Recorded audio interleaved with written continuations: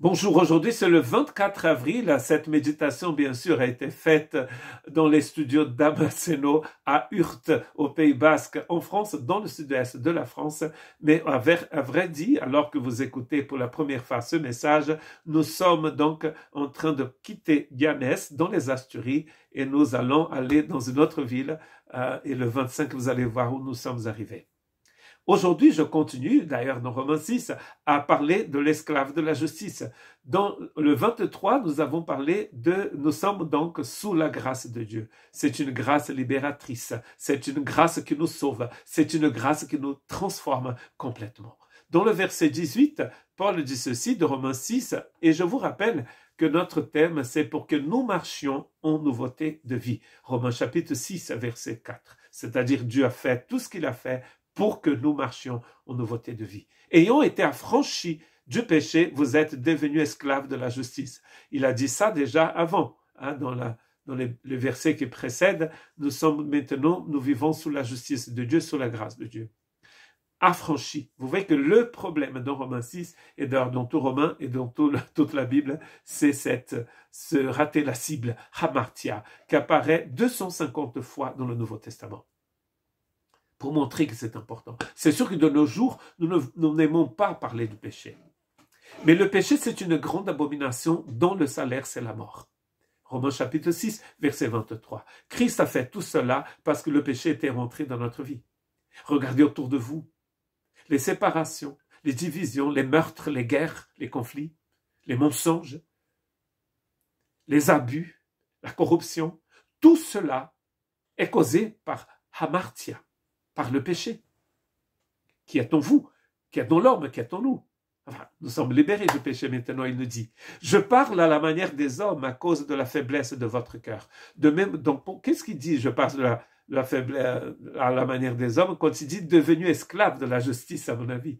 Parce que, en fait, un esclave, c'est quelqu'un qui appartient à un maître. Un esclave n'est pas libre de dire à son maître, tiens, demain je vais aller à Paris, à Lutèce, à l'époque des Romains, à Lutèce en vacances. Mais non, il n'a pas cette liberté-là. Il ne fait que ce que son maître lui dit. Avant, nous étions esclaves du péché. Maintenant, nous sommes esclaves de la justice. C'est-à-dire, nous sommes attachés à la justice. Il va utiliser cette façon de parler humaine pour que les gens puissent comprendre. Parce que les gens, dans l'Empire romain, en plus, cette lettre est envoyée aux chrétiens qui sont à la capitale même de l'Empire. Ils savaient ce que c'était qu'un esclave. Tout le monde presque avait des esclaves. De même donc que vous avez livré vos membres comme esclaves de l'impureté et à l'iniquité, pour arriver à l'iniquité. Ainsi maintenant, livrez vos membres comme esclaves à la justice, pour arriver à la sainteté. C'est-à-dire que maintenant, votre seule envie, c'est d'obéir au Seigneur, de vivre pour le Seigneur. Parce qu'avant, vous obéissiez à Satan, au monde, à la mort, au péché. Maintenant, nous sommes esclaves de la justice de Dieu. Livrez vos membres, c'est un ordre. Donnez-vous, offrez-vous à la justice de Dieu. Car lorsque vous étiez esclave du péché, vous étiez libre à l'égard de la justice.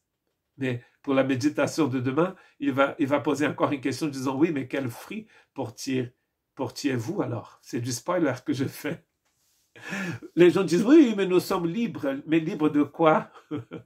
Libres pour faire quoi?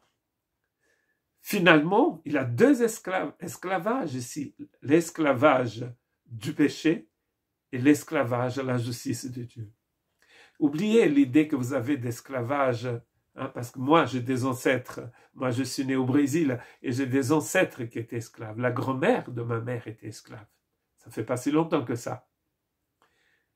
C'est pas cet esclavage-là. C'est esclavage dans le sens où la personne, parce qu'un esclave, à l'époque des Romains, il n'était pas forcément malheureux. Il faisait même partie parfois de la famille.